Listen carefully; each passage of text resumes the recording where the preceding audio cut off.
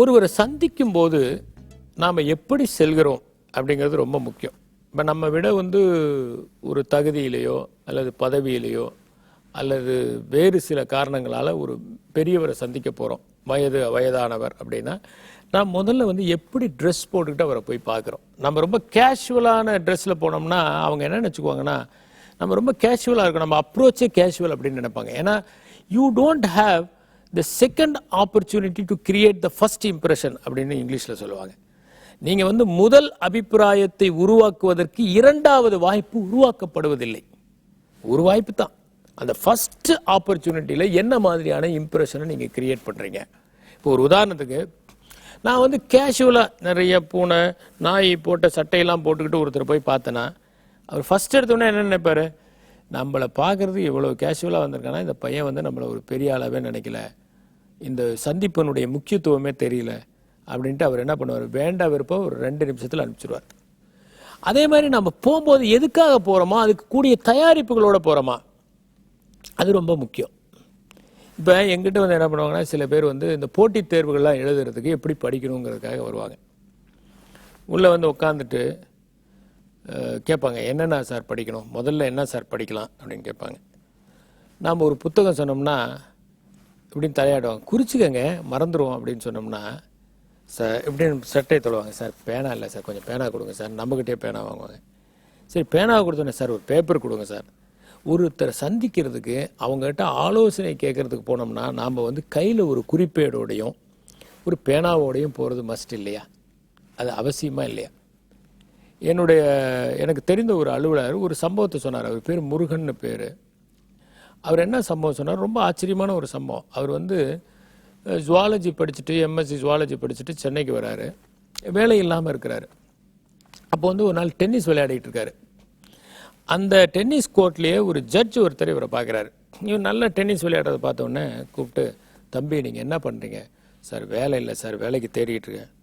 வேலைக்கு தேடிட்டு இருக்கீங்களா?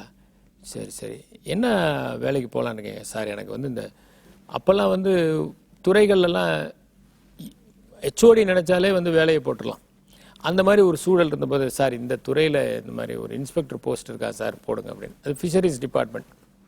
சரிப்பா, நாளைக்கு காலையில் என்ன பாரு என் வீட்டில் அப்படின்னு சொல்லிட்டு போயிருக்காரு. 9 மணிக்கு சந்திக்க சொல்லியிருக்காரு. இவர் என்ன பண்ணியிருக்காரு, வெளியே அந்த ஜட்ஜு ஏதோ கேஷுவலாக பார்த்தா 8:45 எழுத்தா அப்படி இவர் நிற்கிறத பார்த்துருக்காரு. உடனே அவருக்கு ரொம்ப திருப்தி. 9 மணின்னா நம்ம பழக்கமே என்னன்னா 9:30 போகிறது. பெரியவங்களை பார்க்கறதுக்கு கூட நம்ம சரியான நேரத்தில் போகாத நம்முடைய மனப்பான்மை. ஃபர்ஸ்ட் எடுத்தோடனே இவருக்கு என்ன ஏற்படும், இந்த பையன் சின்சியரான பையன்ப்பா, 9 மணிக்குன்னு சொன்னால் 8:45 எழுத்து அப்படி பஸ் ஸ்டாண்டில் நின்றுட்டுருக்காரு. அப்படியே நின்றுட்டு கரெக்டாக 8:59 கேட்டை திறந்து உள்ளே போயிருக்காரு. வாப்பா தம்பி, வெரி குட், 8:45 வந்துட்டேன், பார்த்தேன் அப்படின்னு இருக்கார். உட்காரு. ஏன் சொல்லு, இப்போ என்ன? சார் இந்த மாதிரி போஸ்ட்டு சார். அப்படியா, சரி சரி, அது யார்கிட்ட பேசணும் அப்படின்னு இருக்காரு.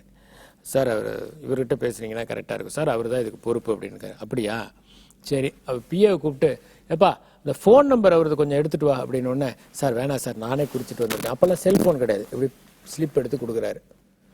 உடனே அவருக்கு பயங்கர சந்தோஷம். தம்பி வெரி குட் அப்படின்னு ஃபோன் பண்ணி வேலை வாங்கி கொடுத்தாரு. அதுக்கப்புறம் அவர் ஐஏஎஸ் ஆகிட்டார். அது வேறு விஷயம் இல்லை. முக்கியமானது என்னென்னா, அவர் என்ன சொல்லியிருக்காரு, இந்த முருகன் அவருடைய கல்யாணத்துக்கு போனப்போ அவங்க மாமனார்கிட்ட சொல்லியிருக்காரு, இதை பாருங்கள் உங்கள் மருமகன் ரொம்ப திறமைசாலி, அவர் ஏதோ இப்போதைக்கு ஒரு சாதாரணமான உத்தியோகத்தில் இருக்காருன்னு நினைக்காதீங்க, மிக உயர்ந்த இடத்துக்கு அவர் வருவார்.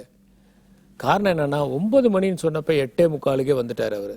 ரெண்டாவது, யாருக்கு பேசணுங்கிறதுக்கு வேறு யாரும் இந்த மாதிரி தொலைபேசி என்ன கொண்டு வர மாட்டாங்க, அதை கொண்டு வந்தார். இதனால் அவர் ஆவார். நீங்கள் பார்த்தீங்கன்னா லியோனார்டோ டாவின்சி ஒரு மிகப்பெரிய அறிஞராக கருதப்படுறதுக்கு என்ன காரணம்னா, அவர் நைட்டில் வாக்கிங் போனால் கூட ஒரு சின்ன ஒரு நோட் புக் எடுத்துகிட்டு போவாராம். சில வித்தியாசமான ஆர்கிடெக்சர் பார்த்தா நோட் பண்ணிக்கு வரான், வித்தியாசமான பில்டிங்கை பார்த்தா நோட் பண்ணிக்கு வரான், வித்தியாசமான பறவையை பார்த்தா ஸ்கெட்ச் போடு வரான். ஏன்னா அந்த மாதிரி பண்ணாதான் அது ஞாபகத்தில் இருக்கும். அதனால தான் இன்றைக்கி என்ன சொல்கிறாங்கன்னா, உலகத்தில் மிகச்சிறந்த அறிஞர்கள் அப்படின்னா 10 பேரை லிஸ்ட் பண்ணுறாங்க, மிகவும் புத்திசாலிகள். அதில் ஃபஸ்ட்டு பிளேஸில் டாவின்சி வைக்கிறாங்க. ஏன்னா அவர் தான் மூளையினுடைய வலது பக்கத்தையும் இடது பக்கத்தையும் சரியாக பயன்படுத்தியவர் அப்படிங்கிறாங்க. ரெண்டாவது தான் ஷேக்ஸ்பியரை வைக்கிறாங்க. ஆக ரொம்ப முக்கியமானது என்னென்னா, பெரியவர்களை மட்டுமல்ல, நம் வயதொத்தவர்களையும் ஒரு காரியத்திற்காக சந்திக்க செல்லுகிற போது நாம் தகுந்த தயாரிப்புடன் செல்ல வேண்டும். அப்போதுதான் அவர்களுடைய நன்மதிப்பை பெற முடியும். அவர்கள் நன்மதிப்பை பெற்றால்தான் அவர்கள் எல்லா ஆலோசனைகளையும் தடையின்றி வழங்குவார்கள். அதில் ஒரே ஒரு ஆலோசனை கூட நாம் தத்தளிக்கிற போது நமக்கு துடுப்பாக இருந்து கரையேற உதவும். நன்றி, வணக்கம்.